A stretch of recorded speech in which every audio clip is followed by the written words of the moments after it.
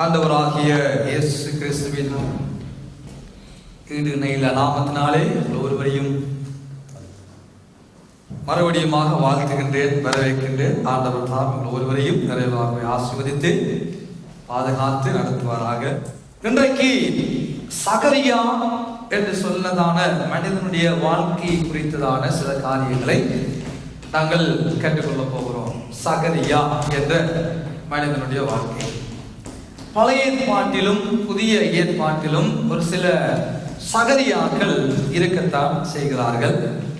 ஆக முதலாவது பழைய ஏற்பாட்டில் இருந்ததான சகரியாக்களை சென்று நாம் பார்த்துவிட்டு புதிய ஏற்பாட்டு சகரியாவினுடைய வாழ்க்கை சரிதைக்குள்ளே சென்று நாம் சில காரியங்களை கற்றுக்கொள்ள ஆண்டவர் நமக்கு அனுக்கிரகம் செய்வாராக.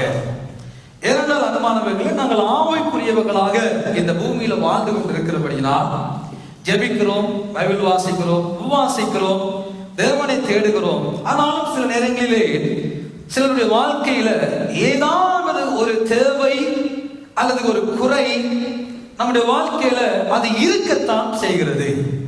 என்ன செய்கிறது? எப்படித்தான் ஜெபம் பண்ணினாலும், எப்படித்தான் உபவாசித்தாலும் ஏதாவது ஒரு காரியம் நம்முடைய வாழ்க்கையில இருந்து கொண்டே இருக்கிறது போல இருக்கிறது.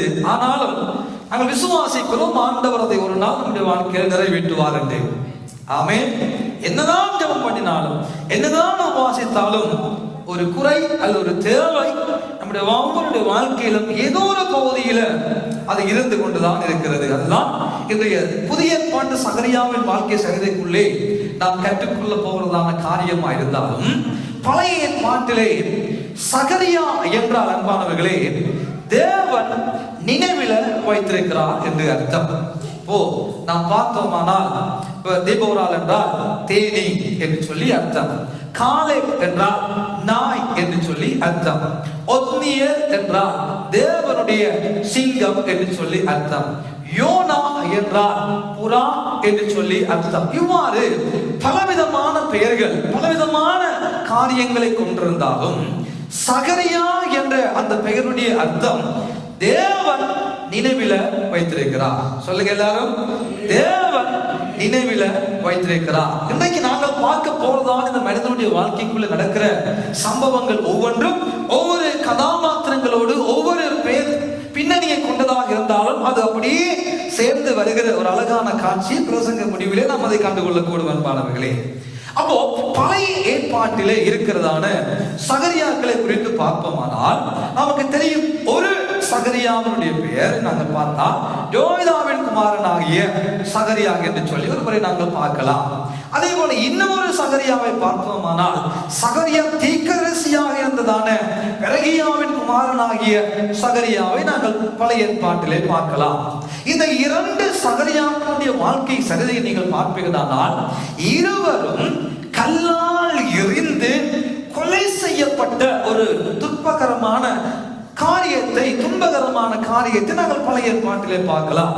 அதுக்கு நீங்கள் எடுத்து வாசிப்பீர்களானால் 2 நாளாகமம் 24வது அதிகாரம் 20வது 21வது வசனங்களை பார்ப்பீர்களானால் அந்த மனிதனுடைய வாழ்க்கை சரிதையை ஆண்டவர் எனக்கும் உங்களுக்கும் மிக தெளிவாக துல்லியமாக எழுதி வைத்திருக்கிறார். 2 நாளாகமம் 24வது அதிகாரம் 20வது வசனத்தையும் 21வது வசனத்தையும் நாங்கள் வாசிக்க கேட்போம்.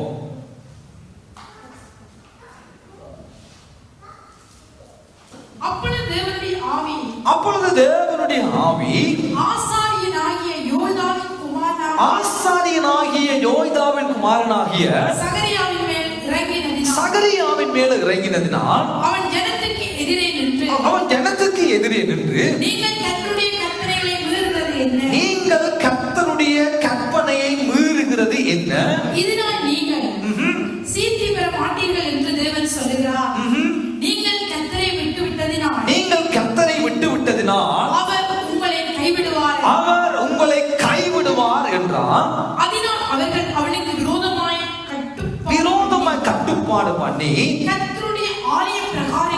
கர்த்தருடைய ஆலய பிரகாரத்துல ராஜாவுடைய கற்பனையின்படி அவனை கல்லறிந்து கொலை செய்தார்கள்.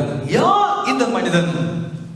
தேவனுடைய ஜனங்கள் தேவனுடைய கற்பனைகளை மீறுகிற பொழுது, தேவனுடைய ஜனங்கள் நியாயப்பிரமாணத்தை மீறுகிற பொழுது, தேவனுடைய ஜனங்கள் தேவனுக்கு விரோதமாக செயல்படுகிற பொழுது ஆண்டவர் என்ன செய்கிறார்? கர்த்தருடைய ஆவியானவர் இந்த யோய்தாவின் குமாரனாகிய சகரியாவின் மேல் இறங்கின பொழுது அவன் தீர்க்க தரிசனம் உரைக்கிறான். தேவனுடைய ஊழியத்தினை தேவனுடைய ஆவியானவர் இந்த மனிதன் மேல் இறங்கினபடியினால் அவனுக்கு நடந்த காரியம் என்ன? ஜனங்கள் கல்லை எறிந்து அவனை தேவனுடைய ஆலய பிரகாரத்துல கொலை செய்தார்கள் என்று வேதம் நமக்கு தெளிவாக சொல்லுகிறது. ஆவியானவர் இறங்கினதினால் இந்த சகரியா கொலை செய்யப்பட்டான். ஆவியானவர் சகரியாவின் மேல் இறங்கினபடியினால் அவன் தெளிவாய் ராஜாக்களுக்கு விரோதமாக, ஜனங்களுக்கு விரோதமாக, நீங்கள் தேவனுடைய கற்பனையை மீறிவிட்டீர்கள், நீங்கள் தேவனுடைய நியமங்களை மீறிவிட்டீர்கள் என்று ஜனங்களை எச்சரித்த விதமாக எச்சரித்தபடியினால் அவனை கொலை செய்ததாக வேதம் நமக்கு தெளிவாக சொல்லுகிறது. ஆனால் மத்தேயு 23ஆம் அதிகாரம் 35வது வசனத்தில் பார்ப்பீர்களானால், மத்தேயு 23:35 ஆண்டவராகிய இயேசு கிறிஸ்து மேற்கோள் காட்டி ஒரு காரியத்தை சொல்ல வருகிறார். அதை நாம் வாசிக்க கேட்போம். புதிய ஏற்பாட்டிலே மத்தேயு 23:35 நன்றாக வாசியுங்கள். நீதிமானாகிய ஆபேலின் இரத்தம் முதல் தேவாலயத்துக்கும் பலிபீடத்துக்கும் நடுவே நீங்கள் கொலை செய்த பரகியாவின் குமாரனாகிய சகரியாவின் இரத்தம் வரைக்கும். இன்னும் ஒரு சகரியாவை ஆண்டவராக இயேசு கிறிஸ்து பேசுகிறார். ஆமா, முதல் ஒரு யோய்தாவின் குமாரனாகிய சகரியா பிரகாரங்கள்ல வைத்து கட்டுப்பாடு பண்ணி கல்லறிந்து கொலை செய்து முடித்து விட்டார்கள். ஆனால் இயேசு ஒரு சகரியாவை பேசுகிறார்.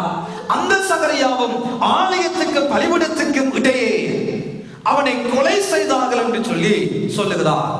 யார் இந்த இரண்டாவது பரகியாவின் குமாரனாகிய சகரியா? அதை பார்க்க வேண்டுமானால் சகரியா தீர்க்கதரிசன புத்தகத்திலே நீங்கள் 1ஆம் அதிகாரம் 1ஆம் வசனத்தை வாசித்து பாருங்கள். சகரியா தீர்க்கதரிசன புத்தகத்துல 1ஆவது அதிகாரம் 1வது வசனத்தை வாசித்து பார்க்கிற பொழுது அங்கே ஆண்டவர் தெளிவாக இயேசு கிறிஸ்து பேசிய சகரியாவை நாம் அடையாளம் கண்டுகொள்ள கூடும். வாசியுங்கள். தரியு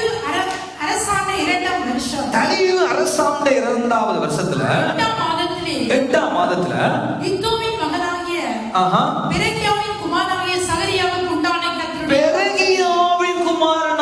சகரியாவுக்கு உண்டான கர்த்தருடைய வார்த்தை. அப்படியானால் இந்த தீர்க்கதரிசியாகிய இந்த சகரியாவுக்கு நடந்த காரியம் என்ன?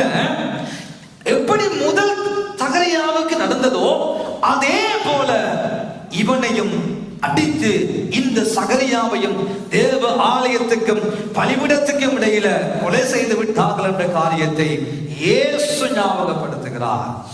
அப்போ முதலாவது பேசப்பட்ட சகரியா அல்ல இந்த சகரியா, தீர்க்கதரிசியாகிய பரகியாவின் குமாரனாகிய சகரியாவும் கல்லறியப்பட்டு அவனையும் கொலை செய்து விட்டார்கள் என்ற காரியத்தினை இயேசு கிறிஸ்து தெளிவாக நமக்கு இங்கே காண்பித்துக் கொடுக்கிறார். இவர்கள் யார்? இவர்களெல்லாம் தேவனுடைய கற்பனைகளுக்கு விரோதமாக, தேவனுடைய கட்டளைகளுக்கு விரோதமாக, ஐயோ இந்த ஜனம் சோரம் போகிறதே, ஐயோ இந்த ஜனம் நாசமாய் போகிறார்களே, தேவனுடைய கட்டளைக்கு கீழ்ப்படிய வேண்டியவர்கள், தேவனுடைய கற்பனைக்கு கீழ்ப்படிய வேண்டியவர்கள் தேவனுக்கு விரோதமாக வாழுகிறார்கள் என்ற வைராக்கியத்தின் நிமித்தமாகவும், தேவனுடைய ஆவியானவர் இவர்களை கொண்டு பேசியது நிமித்தமாகவும், தேவனுக்காக வைராக்கியம் பாராட்டியது நிமித்தமாகவும் அம்மா கல்லறியப்பட்டு கொலை செய்யப்பட்டார்கள் என்ற காரியத்தினை சத்திய வேதாகமம் நமக்கு தெளிவாக காண்பித்து கொடுக்கிறது. அப்படியானால் தேவனுடைய மனிதர்கள் தேவனுடைய வார்த்தைக்காக, தேவனுடைய கட்டளைகளுக்காக, தேவனுக்காக வைராக்கியம் பாராட்டிய முடிவை நீங்கள் சென்று பார்ப்பீர்களானால் அவர்களுடைய முடிவு இவண்ணமாகத்தான் முடிந்து வருகிறது. ஸ்தேவானை கல்லறிந்து கொலை செய்த பொழுதும் தேவானுக்கும் இதே நிலைமைதான். ஸ்தேவானை கொலை செய்தார்கள் ஏற்பாட்டு காலத்துல. ஸ்தேவானை கல்லறிந்து கொலை செய்தார்கள். ஏன்? தேவனுக்காக வைராக்கியம் பாராட்டியது நிமித்தமாக. இயேசுவின் சீடர்களுடைய முடிவை பார்க்கிற பொழுது யோவானை தவிர மற்ற எல்லாருடைய வாழ்க்கையிலும் உலகத்தில் நடந்தறியது என்பதையும் சத்திய வேதாகமம் நமக்கு தெளிவாக எடுத்து காண்பித்துக் கொண்டே போகிறது. ஆனால் சகரியா என்றால் தேவன் நினைவில் வைத்திருக்கிறார், தேவன் ஞாபகத்தில் வைத்திருக்கிறார். அந்த புதிய ஏற்பாட்டு சகரியாவை குறித்து வேதம் சொல்லுகிற பொழுது நீங்கள் 1வது அதிகாரம் லூக்கா எழுதின சுவிசேஷ புத்தகத்திலே 6வது வசனத்தை நாங்கள் வாசிக்க கேட்போம்.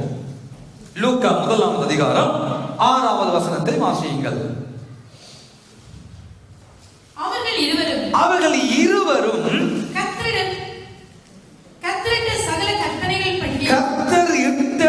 சகல கற்பனைகளின் படியையும் நியமங்களின் படியையும் குற்றமற்றவர்களாய் நடந்து தேவனுக்கு முன்பாக நீதி உள்ளவர்களாய் இருந்தார்கள். யார் இவர்கள்? சகரியாவும் எலிசபெத்தும். அழகான ஒரு குடும்பம். அவர்கள் தேவன் வேதம் அவர்களை குறித்து சொல்லுகிறது. அவர்கள் இருவரும் கர்த்தர் இட்ட சகல கற்பனைகளின் படியையும், ஒரு சில கற்பனைகள் என்று சொல்லி இருக்கிறதா? இல்லை, 613 நியமங்களை கொண்டதான கர்த்தருடைய கட்டளைகள் 365 செய்ய வேண்டும் என்று சொன்னது, மிகுதி செய்ய வேண்டாம் என்று சொன்ன 613 கற்பனைகளை நமக்கு தெரியுமா? தெரியாது. ஆனா நமக்கு தெரியாது. 10 கட்டளையே சொல்ல சொன்னாலே ஒரு மாதிரி தடுமாற உலகத்தில் நம்ம வாழ்ந்து கொண்டிருக்கிறோம்.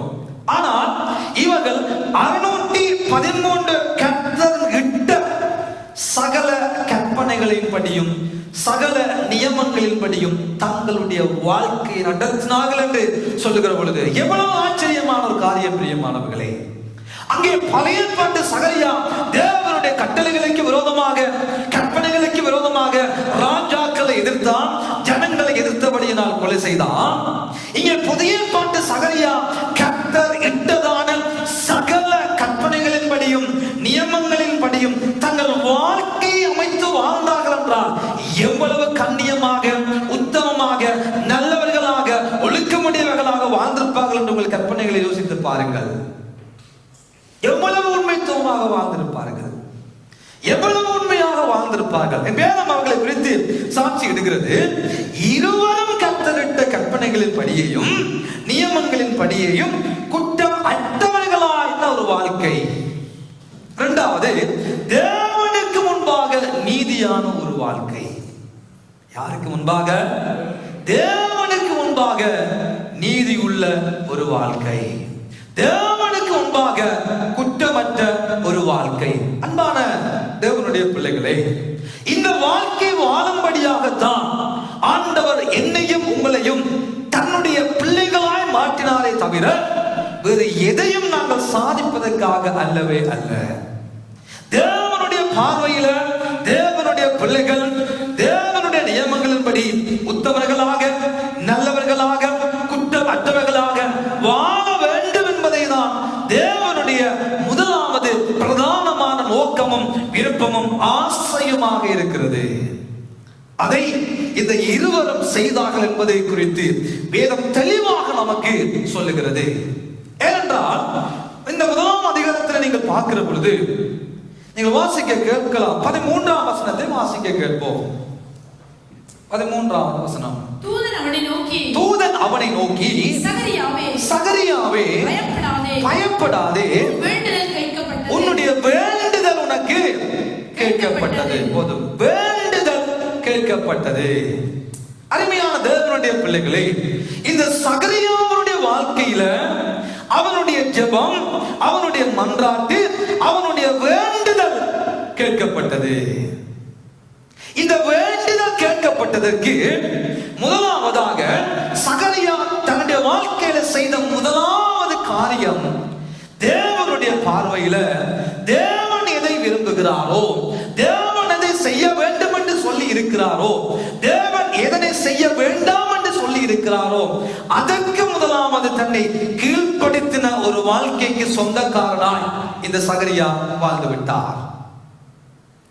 தேவ சமூகத்துல நம்முடைய வேண்டுதல்கள் கேட்கப்பட வேண்டுமானால், நாங்கள் விரும்புகிறதை தேவன் நமக்கு செய்ய வேண்டுமானால், தேவன் விரும்புவதை நாம் முதலாவது செய்கிறவர்களாய் வாழ வேண்டும். சில நேரங்களில் பெற்றோர்கள் எந்த பிள்ளையின் மேல் அதிகமான அன்பும் பாசமும் அக்கறையும் வைப்பார்கள் என்றால், தங்களுடைய விருப்பத்தை, தங்களுடைய ஆசையை, தங்களுடைய காரியங்களை, தங்களுடைய வார்த்தைக்கு எந்த பிள்ளை அதிக அக்கறை கவனம் கொடுத்து பெற்றோர்களாகிய தங்களுடைய வார்த்தைக்கு எந்த பிள்ளை அதிகமாக கீழ்ப்படுகிறதோ அந்த பிள்ளையின் மேல அதிகமான பாசமும் பற்றும் கவனமும் வைப்பது உண்மை. சரிதானே? எந்த பிள்ளை தரதலியாக, தகப்பனுக்கு விரோதமாக, தாய்க்கு விரோதமாக கீழ்ப்படியாம முரட்டாட்டம் பண்ணி கொண்டிருக்கிறதோ அந்த பிள்ளைக்கு பெற்றோர்மால் இறங்குவது குறைவு. அப்போ இந்த சகரியாவுடைய வாழ்க்கையில அவனுடைய அவனுக்கு வேண்டுதல் இருந்தது. அதற்கு மேலாக தேவன் எதை சொன்னாரோ, தேவன் எதை செய்ய வேண்டும் என்று சொன்னாரோ, எது கட்டளையாக வைத்தாரோ, எது கற்பனையாக வைத்தாரோ அதை தன் வாழ்க்கையில செய்துவிட வேண்டும் என்ற தீர்மானத்தில் உறுதியாக இருந்தார்கள். நம்ம ஜெபிக்க வேண்டும் என்று உறுதியாக இருக்கிறோம், விண்ணப்பிக்க வேண்டும் என்று உறுதியாக இருக்கிறோம், தேவனிடம் கேட்க வேண்டும் என்று உறுதியாக இருக்கிறோம். நல்லது. அதுக்கு மேலாக தேவனுடைய பகுதியில் நின்று தேவன் எதை செய்ய சொல்லி இருக்கிறார், எதன்படி வாழ வேண்டும் என்று சொல்லி இருக்கிறார், எதை கடைபிடிக்க வேண்டும் என்று சொல்லி இருக்கிறார், எதற்கு கீழ்ப்படிய வேண்டும் என்று சொல்லி இருக்கிறார் என்று தேவனுடைய பகுதியில் நாம் நின்று பார்ப்பது குறைவாகவே இருக்கிறது. தேவன் விரும்புவதை நாங்கள் செய்கிறோமா? தேவன் எதிர்பார்க்கிறதை நாங்கள் செய்து கொண்டிருக்கிறோமா? நாம் ஜெபிக்கிறோம், நல்லது. ஜெபம் என்றால் என்ன? தாங்க தாங்க தாங்க, இதுதான் எங்களுடைய வாழ்க்கையில் ஜெபங்களாய் இருக்கிறது. அதுவே சகரியாவின் வாழ்க்கையிலும் ஒரு வேண்டுதலாய் இருந்தது, விண்ணப்பம் செய்தவராக இருந்தார். ஆனால் வேதம் சொல்லுகிறது, அவர்கள் இருவரும் கணவன் மனைவியாக இருவரும் தேவனிட்ட நியமங்களின்படி தங்கள் வாழ்க்கையை மாற்றினார்கள். தேவ விருப்பத்தை செய்ய வேண்டும், தேவ கட்டளையை நிறைவேற்ற வேண்டும். இதுதான் ஒரு கணவன் மனைவியுமாக இருவரும் செய்ய வேண்டிய காரியம். நம்முடைய ஆசைகளை நிறைவேற்ற ஓடுகிறோம், நம்முடைய தேவைகள் நிறைவேற்ற ஓடுகிறோம், பிள்ளைகளுடைய ஆசையை நிறைவேற்ற பிரயாசப்படுகிறோம், பேர பிள்ளைகளுடைய ஆசை நிறைவேற்ற வேண்டும் என்று பிரயாசப்படுகிறோம். நல்லதுதான். அதற்கு மேலாக ஆண்டவருடைய ஆசை நிறைவேற்றும்படியாக தேவன் எதை என் வாழ்க்கையில செய்ய சொன்னார் என்று சொல்லி தேடி பார்ப்பது அரிதாகத்தான் இருக்கிறது அநேகருடைய வாழ்க்கையில. ஆனால் இருவரும்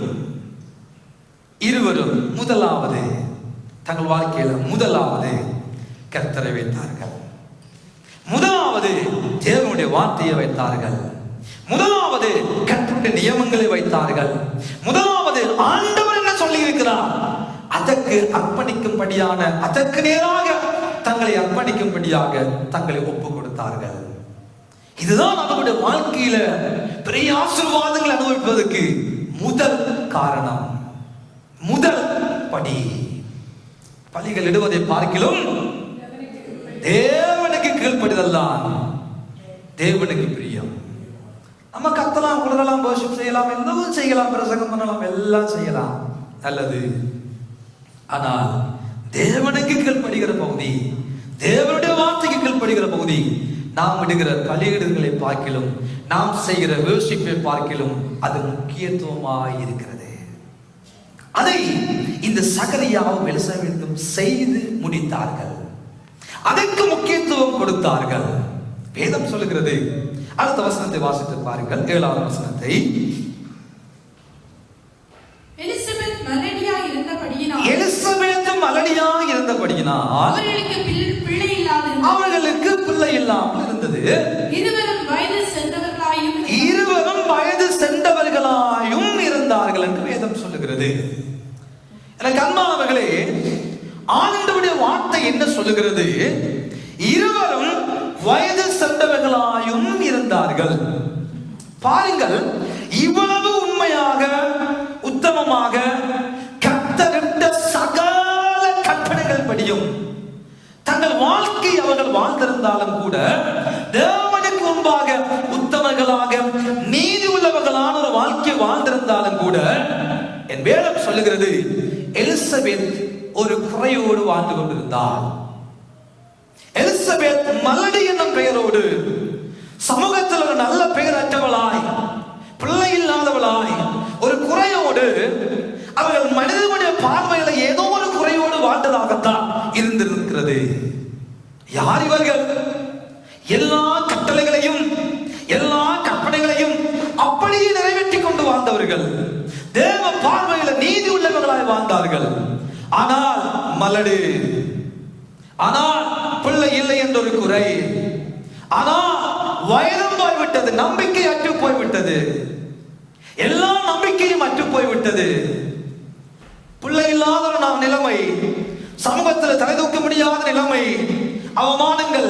ஆண்டவருக்கு உண்மையாக வாழுகிறார்களே, ஆண்டவருக்கு உண்மைத்துவமாக வாழுகிறார்களே, ஐயோ சாபம் அவர்கள் மேல் நிற்கிறது. பிள்ளை இல்லாத சாபம் அவர்களை விட்டுவிடவில்லை. ஏதோ சம்திங் ராங் அவர்கள் வாழ்க்கையில சொல்லி இருப்பார்கள். தேவ சித்தம் இல்லாமல் திருமணம் பண்ணிவிட்டார்களோ என்று சொல்லி இருப்பார்கள். 4 பேர் 4 விதமாய் நிச்சயம் பேசி இருப்பார்கள். ஏனென்றால் உலவாய மூடினாலும் ஊர்வாய மூட முடியாது என்று உலகம் சொல்லுகிறது. 4 பேர் 4 விதமாய் கதைத்துக் கொண்டே இருந்திருப்பார்கள்.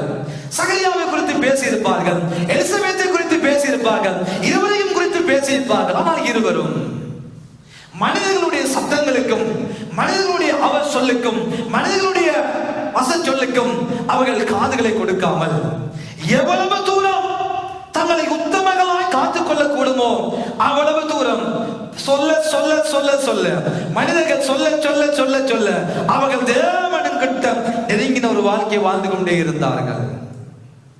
குறையோடு கர்த்தரை நெருங்கி சார்ந்து கொண்டிருந்தார்கள். ஒரு குறை, ஜெபித்தார்கள், குறை, பதில் வரவில்லை. ஆனால் கர்த்தரை விடவே இல்லை. பதில் வரவில்லை. தேவ பார்வையில நீதி உள்ள ஒரு வாழ்க்கை. பதில் வரவில்லை. தேவனுடைய பார்வையில உத்தமம் உள்ள ஒரு வாழ்க்கை. பதில் வரவில்லை. ஜெபி ஜெபி ஜெபி ஜெபித்து வயதும் சென்று விட்டது என்று வேதம் சொல்லுகிறது. எத்தனை ஆண்டுகள் போராட்டம், யோசித்து பாருங்கள். எத்தனை ஆண்டுகள் ஜெபம், வயதும் சென்று விட்டது என்று வேதம் சொல்லுகிறது. எத்தனை ஆண்டுகள் ஆண்டவரே எங்களுக்கு ஒரு பிள்ளையை தாரும் ஜெபித்திருக்கிறார்கள். அப்படி ஜெபித்திருக்காவிட்டால் வேதத்தில் ஆண்டவர் நமக்கு சொல்லி இருக்க மாட்டார், உன் வேண்டுதல் கேட்கப்பட்டது என்று சொல்லி இருக்க மாட்டார். உன் ஜெபம், உன் விண்ணப்பம், நீ தேவ சமூகத்தில் கேட்டாய், என்ன கேட்டாய்? ஆண்டவரே எனக்கு ஒரு பிள்ளையை தாங்க. அவருடைய ஜெபம், அவருடைய விண்ணப்பம் அதுவாகவே இருந்திருக்கிறது.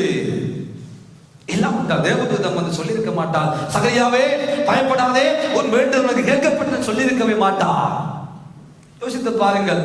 உத்தமமான மனிதனுடைய வாழ்க்கையில, உத்தம வாழ்ந்த குடும்பத்தினுடைய வாழ்க்கையினுடைய நிலைமை எவ்வளவு எவ்வளவு பரிதவிக்கப்பட்ட ஒரு வாழ்க்கை அவர்கள் கடந்து போனார்கள்.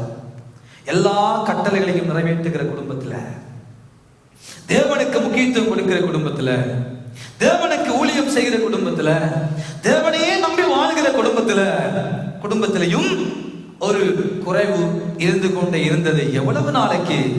வயது சென்றவர்களாய் போகும் வரைக்கும், வயது சென்றவர்களாய் போகும் வரைக்கும் ஒரு குறை அந்த உத்தமனுடைய வாழ்க்கையில, அந்த நல்லவர்களுடைய வாழ்க்கையில, அந்த ஆசாரியுடைய வாழ்க்கையில இருந்து கொண்டே இருந்தது, இருந்து கொண்டே இருந்தது. ஆனா நாம தான் என்ன செய்திருப்போம்? இல்ல கரையில் ஆண்டவரை என்று சொல்லி ஏதாவது முயற்சிகளை எடுத்திருப்போம், ஏதாவது பரிகாரங்களை செய்திருப்போம், ஏதாவது காரியங்களை செய்திருப்போம். இல்லாவிட்டால் என்ன அவ்வளவு நாளைக்கு இந்த ஆண்டவரை நம்பி வாழ்வது என்று சொல்லி வேறு ஏதாவது வடிவத்துல முயற்சிகளை எடுத்திருப்போம். ஆனால் வயது போக போக போக வயதும் சென்றது, வயதும் சென்றது, பதில் வரவே இல்லை. வேதம் சொல்லுகிறது. அடுத்த வசனத்தை வாசித்து பாருங்கள். 8ஆம் வசனம். அப்படி இருக்க அவன் தன் ஆசாரிய வகுப்பின் முறைப்படி தேவ சந்நிதியில ஆசாரிய ஊழியம் செய்து வருகிற காலத்தில், அல்லேலூயா, என்ன செய்கிறார்கள்? முதலாவது யார் என்ன சொன்னாலும் பரவாயில்லை, நான் கர்த்தருடைய வார்த்தைக்கு முக்கியத்துவம். இரண்டாவது, வயது சென்றாலும் பரவாயில்லை, ஆசாரிய ஊழியம் செய்து வருகிற காலம். சொல்லுங்க, ஆசாரிய ஊழியம் செய்து வருகிற காலம். எந்த காலம்? அது எந்த காலம்? வயது சென்ற காலம். ஐயா, ஆண்டவருக்கு ஊழியம் செய்ய வயது அல்ல, தேவையில்லை. ஏனென்றால் மோசே தன்னுடைய ஊழியத்தை ஆரம்பித்தது 80 வயதுல. ஹல்லேலூயா. ஆண்டவருடைய ஊழியம் மோசே ஆரம்பித்தது 80, சாமுவேல் ஆரம்பித்தது சிறு வயதுல. ஆண்டவருக்கு வயது ஒரு மேட்டரே இல்லை. ஆனா ஒரு பகுதியில உத்தமமான வாழ்க்கை, மறுபகுதியில ஒரு குறை. ஆனாலும் ஊழியத்தை விடல. ஆனாலும் ஆசாரிய ஊழியத்துல இருந்தவர்கள் அந்த ஊழியத்தை விடல. சில நேரங்கள் நன்றாய் ஓடி சுவிசேஷத்தை அறிவிப்போம், நன்றாய் ஆத்துமாக்களை சந்திப்போம், நன்றாய் காரியங்களை செய்வோம். பலன் இருக்கிற பொழுது ஏதாவது ஒரு காரியம் வந்துவிட்டா, அது ஏதாவது குடும்பத்தில் பிரச்சனை, போராட்ட, துன்பங்கள், வேதனைகள் வந்துவிட்டா, நம்முடைய வாழ்க்கையில எனக்கு மனசு சரியில்லை. மனசு சரியில்லைன்னா நாங்க எடுக்கிற முதலாவது ஆக்சன் என்ன? ஆண்டவரை பகைச்சிருவோம், சேர்ச்சுக்கு போக மாட்டோம். மனசு சரியில்லைன்னா என்ன செய்வோம்? சேர்ச்சுக்கு போக மாட்டோம், சபிக்க மாட்டோம். மனசு சரியில்லை, உபவாசிக்க மாட்டோம், மனசு சரியில்லை, ஊழியம் செய்ய மாட்டோம், மனசு சரியில்லை. மனசுதான் பிரச்சனை, ஒன்றுமே செய்ய மாட்டோம், வயசு போச்சு. ஆனா இந்த இருவரும், இந்த சகரியாவும் எலிசபெத்தும், இந்த இருவரும் வயது சென்றாலும் எலிசபெத் அம்மா ஆண்டவருக்கு உண்மையாக வாழ்ந்து கொண்டே இருந்தார். ஐயா ஆசாரிய ஊழியத்தை செய்து வருகிற காலம். சொல்லுங்க, செய்து வருகிற காலம். செய்த கால பகுதி அல்ல, இப்பொழுது செய்து கொண்டிருக்கிற ஒரு காலம். வயது சென்றாலும், வயது போகுதோ இல்லையோ, வயசு இருக்குதோ இல்லையோ, பலன் இருக்குதோ இல்லையோ, கர்த்தருக்காக செய்ய வேண்டியவர்களை செய்து கொண்டே இருந்தார்கள். ஹல்லேலூயா. செய்ய வேண்டியதை செய்ய வேண்டிய காலத்துல, இருக்கிற பலத்துல ஆண்டவருக்கு எதை செய்யும்படியாக ஏற்படுத்தப்பட்டார்களோ அதை விட்டுவிட இல்லை. அப்போ இந்த ஆலயத்துக்குள் இருக்கிற நம்ம எல்லாமே சுவிசேஷர்களாய் ஆண்டவரால் ஏற்படுத்தப்பட்டு இருக்கிறோம். அவ்வளவுதான். அதுல ஒரு சிலரை ஆண்டவர் விசேஷித்த விதமாக அழைத்து பயன்படுத்துவது வேறு. ஆனால் நம் எல்லார் மேலும் விழுந்த கடமை, நீங்கள் உலகமெங்கும் போய் சர்வ சிருஷ்டிக்கும் சுவிசேஷத்தை பிரசங்கம் பண்ணு. அது எனக்கு, இதில் இருக்கிற உங்களை அனைவருக்கும் உரித்தான ஒரு கட்டளை. பிரசங்கம் பண்ணு. சமயம் வாய்த்தாலும் வாய்க்காவிட்டாலும் திருவசனத்தை உபதேசம் பண்ணுங்க, கண்டிங்க, பேசுங்க என்று ஆண்டவர் சொல்லிக் கொண்டே இருக்கிறார். அப்ப நம்ம எல்லாருடைய வாழ்க்கையிலும் குறிப்பிட்ட காலத்துக்கு மாத்திரம் செயல்படும்படியாக அழைக்கப்பட்டவர்கள் அல்ல, குறிப்பிட்ட வருடத்துக்கு மாத்திரம் செயல்படும்படியாக அழைக்கப்பட்டவர்கள் அல்ல. இந்த உடம்புல உயிர் இருக்கிற வரைக்கும் ஆண்டவருடைய பணியை செய்யும்படியாக அழைக்கப்பட்டிருக்கிறோம் என்பதுதான் உண்மை. அதற்கு ஒரு வயது இல்லை, அதற்கு ஒரு கால அளவு இல்லை, அதற்கு ஒரு ஆசீர்வாதம். இந்த ஆசீர்வாதம் வந்த பிறகு ஆண்டவரே நீங்க எனக்கு இதை தந்தால் ஆண்டவரே இதை செய்வேன் என்பது இல்லை. அப்படியானா இந்த சகரியா சொல்லியிருக்கலாம், ஆண்டவரே எனக்கு ஒரு பிள்ளையை தந்தால் மட்டும்தான் நான் ஊழியம் செய்வேன் என்று சொல்லி இருக்கலாம். நீர் பிள்ளையை தருகிறீரோ இல்லையோ, நீர் ஆசீர்வதிக்கிறீரோ இல்லையோ, நான் செய்ய வேண்டியதை இந்த உடம்புல பலன் இருக்கும் வரைக்கும் அதை உமக்கு நான் செய்வேன் என்ற உணர்வோடு இந்த சகரியா செய்து முடித்தார். இந்த உணர்வு, இந்த அக்கறை, இந்த கர்சனை ஒவ்வொரு தேவனுடைய பிள்ளையுடைய வாழ்க்கையிலும் இருக்க வேண்டும் என்று ஆண்டவர் இந்த மதிய வேளையில் நம் வாழ்க்கையில எதிர்பார்க்கிறார். இருக்குதோ இல்லையோ, ஜெபிக்கிறதுக்கு பதில் வருகிறதோ இல்லையோ, நாங்க தேவ சமூகத்துல மன்றாடுவதற்கு பதில் நமக்கு வருகிறதோ இல்லையோ, நம்மை கொண்டு ஆண்டவர் எதை செய்யும்படியாக இந்த பூமியில வைத்திருக்கிறாரோ அதை அவருடைய நாமத்தின் மகிமைக்காக எழுந்து எல்லாரும் செய்ய நம்மை அர்ப்பணிப்போமாக. அதை தான் அந்த சகரியா செய்து கொண்டிருந்தார்கள்.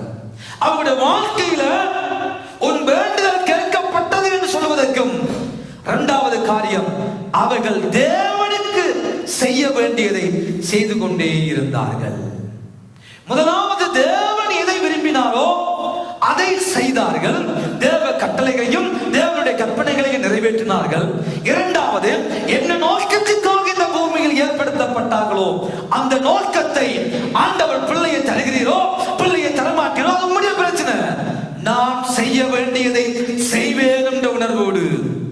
இந்த சகரியா தேவனுடைய சமூகத்துல ஆசாரிய பணியில ஊழியங்களை அபியாயன வகுப்புல இருந்து ஆசாரியத்துவ முறையில எப்பொழுது அந்த காலம் வருகிறதோ அந்த காலத்தில் எல்லாம் அவர்கள் கர்த்தருடைய பணியை செய்து கொண்டே இருந்தார்கள் என்று வேதம் சொல்லுகிறது. செய்து கொண்டே இருந்தார்கள். அதுக்கெல்லாம் ஒரு காலம் வரும். எப்பொழுது ஆசாரியர்கள் வர வேண்டும், எந்த வகுப்பினர் வந்து ஊழியத்தை செய்ய வேண்டும், எப்பொழுது செய்ய வேண்டும், எந்த காலப்பகுதியை செய்ய வேண்டும், சீட்டை போடுவார்கள். சீட்டை போட்டு யாருடைய பெயரில் ஆசாரியுடைய பெயர்களை அந்த சீட்டு விழுகிறதோ ஒருவர் வந்து அப்பம் மேஜை ஆயத்தப்படுத்துவார், இன்னும் ஒருவர் வந்து விளக்கை கொளுத்தி விளக்கை தண்டி ஆயத்தப்படுத்துவார், இன்னும் ஒருவர் வந்து தூவப்படுத்த தூவத்தை ஆண்டவருக்கு காட்டுவார்கள். ஒவ்வொரு வகுப்புகள் பிரிவு பிரிவாக தேவனுடைய ஆலயத்தில் ஊழியர்களை செய்யும்படியாக பிளான்கள் போட்டு செய்யப்பட்டதை வேதம் நமக்கு தெளிவாக காண்பித்து கொடுக்கிறது. அழகாக ஆண்டவர் எல்லாவற்றையும் செய்து கொண்டே போனார்.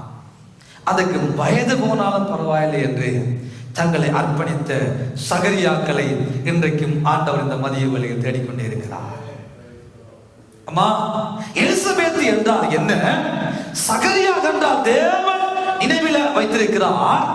எலிசபெத் என்றால் என்ன, கர்த்தருடைய வாக்கு தத்தங்கள். சொல்லுங்க, கர்த்தருடைய வாக்கு தத்தங்கள். அப்படியானா சகரியாவும் எலிசபெத்தும் இணைகிற பொழுது எலிசபெத்தை ஆண்டவர் எங்கே வைத்திருந்தார்? கர்த்தருடைய வாக்கு தத்தத்தை கர்த்தர் சகரியா நினைவில வைத்திருந்தார். என்ன சொல்லுகிறார்? அந்த கவனிங்கள். எலிசபெத் என்று சொல்லப்படுகிறதான கர்த்தருடைய வாக்கு தத்தத்தை ஆண்டவர் சகரியா நினைவில வைத்திருந்தார். வயது போகுதோ இல்லையோ, அந்த ஞாபகத்துல வைங்க. வயது போகுதோ இல்லையோ, பலன் இருக்குதோ இல்லையோ, கர்த்தர் உங்களை குறித்து சொன்னதான வாக்கு தத்தங்கள் எலிசபெத்தை சகரியாவாக அவர் நினைவில வைத்து இருக்கிறார். அல்லேலூயா. நீங்க இருக்கிறீங்களோ இல்லையோ, நீங்க நினைக்கிறீங்களோ இல்லையோ, எலிசபெத் உங்கள் வாழ்க்கையில் இருக்கிற எலிசபெத்தை கர்த்தர் சகரியா நினைவில வைத்திருக்கிறார். நினைவில வைத்திருக்கிறார். உங்களை குறித்து ஆண்டவர் சொன்னதை ஒருவேளை நீங்கள் மறக்கலாம், மறந்திருக்கலாம். ஆனால் என் ஆண்டவர் எங்கள் எலிசபெத்தை தன் நினைவில வைத்திருக்கிறார். இந்த எலிசபெத்துடைய வாழ்க்கையில் ஆண்டவர் செய்ய வேண்டியது என்ன? எலிசபெத்துடைய வயிற்றுக்குள்ள யோவான் ஸ்நானகனை அனுப்ப வேண்டும். அது ஆண்டவருடைய வாக்கு தத்தம். எலிசபெத் ஆகிய வாக்கு தத்தத்தை சகரியாவாக கர்த்தர் நினைவில் வைத்திருக்கிறார்.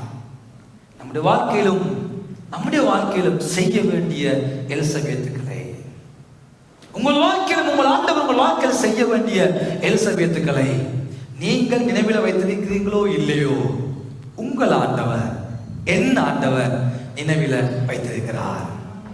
ஹல்லேலூயா, ஹல்லேலூயா. இப்பொழுது என்ன நடக்கிறது? ஆண்டவர் நினைவில் வைத்திருக்கிறார். ஆண்டவர் பார்க்கிற அநேக ஏளனங்கள், அநேக அவமானங்கள், அநேக நிந்தைகள், பிள்ளை இல்லாத குறை, ஆண்டவர் அந்த வாக்கு தத்தத்தை நினைவில் வைத்திருக்கிறார். இவர்களும் என்ன செய்கிறார்கள்? ஆண்டவர் இட்ட கட்டளைகளின்படி தங்கள் வாழ்க்கையை நடத்துகிறார்கள். தேவனுக்கு எதை செய்யும்படியாக அழைக்கப்பட்டார்களோ அதை செய்கிறார்கள். மூன்றாவது என் வேதம் சொல்லுகிறது, வாசித்து பாருங்கள். 9வது 10வது வசனத்தை வாசிக்க கேட்போம். ஆசாரிய ஊழிய முறைமையின்படி அவன் தேவ ஆலயத்துக்குள்ள பிரவேசித்து தூபம் காட்டுவதற்கு சீட்டை பெற்றுக்கொண்டான். தூபம் காட்டுகிற வேளையில ஜனங்கள் எல்லாரும் கூட்டமாய் வெளியே ஜெபம் பண்ணி கொண்டிருந்தார்கள். அப்பொழுது கர்த்தருடைய தூதன், எப்பொழுது கர்த்தருடைய தூதன்? சத்தமா சொல்லுங்க. சகரியா என்ன செய்து கொண்டிருக்கிற பொழுது தேவ தூதன் கடந்து வந்தான்? தூபம் காட்டுகிற பொழுது, கர்த்தரிட்ட கற்பனைகள் மணி நடந்த பொழுது தேவ தூதனை காணவில்லை. வயது சென்றவர்களாய் ஜெபம் பண்ணி வயது போய் ஊழியங்களை செய்கிற பொழுது தேவதூதன் வரவில்லை. ஆனால் இந்த சகரியா எப்பொழுது ஆசாரிய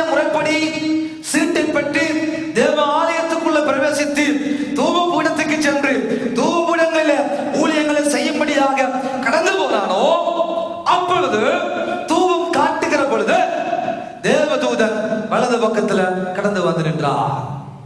இந்த தூபபீடத்துல தூபம் செய்கிற ஊழியம் எதை காண்பித்துக் கொடுக்கிறது? தூபபீடங்கள் புதிய ஏற்பாட்டு காலத்துல துதி ஆராதனை போதிகளாய் நமக்கு காண்பித்துக் கொடுக்கிறது. என்ன போதியாய் காண்பித்துக் கொடுக்கிறது? ஆராதனை பகுதி. எப்பொழுது தேவ ஆலயத்துக்குள்ளே சென்று ஆசாரியர்கள் தூப பீடங்களை செய்வார்களோ, தூப பீடத்தில் தூப கலசங்களில் தூபங்களை போட்டு கொளுத்தி புகை போகுமோ, வெளியில் நிற்கிறவர்கள் ஜெபம் பண்ணி கொண்டு நிற்பார்கள். ஏனென்றால் அவர்கள் உள்ளத்தில் இருக்கிற ஒரு காரியம் என்னவென்றால், ஆலயத்துக்குள்ள இருந்து அந்த தூப பீடத்தின் மூலம் வருகிறதான புகை மேலிருந்து போகிற பொழுது வெளியில் நிற்கிறவர்கள் அந்த நேரத்தை சரியா பார்த்து அவர்களும் ஜெப விண்ணப்பங்கள் ஏறெடுப்பார்கள். ஏனென்றால் அந்த தூபம் போல எங்க ஜெபங்களும் தேவ சமூகத்துக்கு போகிறது என்ற உணர்வு அன்றிருந்தவர்களுக்கு இருந்தது. ஆகவேதான் தூப பீடத்துல இந்த சகரியா தூப பீடங்களை அவன் ஊழியங்களை செய்து கொண்டிருக்கிற பொழுது ஜனங்கள் வெளியில் நின்று என்ன செய்தார்கள்? ஜெபம் பண்ணி கொண்டிருந்தார்கள் என்று வேதம் சொல்லுகிறது. ஜனங்கள் ஜெபம் பண்ணி கொண்டிருந்தார்கள். சகரியா தூபபீடத்தில் ஊழியங்களை செய்து கொண்டிருந்தார். தூபபீடமாகிய நன்றி பலிகள், தூபபீடமாகிய ஸ்தோத்திர பலிகள், தூபபீடத்தில் எடுக்கப்பட வேண்டியதான எல்லா தேவன் நுகர்ந்த வாசனையாக ஏற்றுக்கொள்ளுகிற பொழுது நம்முடைய துதி, நம்முடைய ஆராதனை, நம்முடைய தேவனுக்கு நாம் செலுத்துகிறதான கனம், மகிமை, துதி, புகழ்ச்சி தூபபீடத்துக்குள்ள வருகிற பொழுது அது தேவனுக்கு உண்டாக்குற பொழுது தேவன் பார்க்கிறார். இதற்கு மேல தேவதூதனை வைத்துக் கொண்டிருக்க முடியாது. போ தேவதூதனை தூபம் செலுத்துகிற பொழுது அப்பொழுது தேவதூதன் இந்த சகரியாவுக்கு பக்கத்தில் வந்து நின்றான்.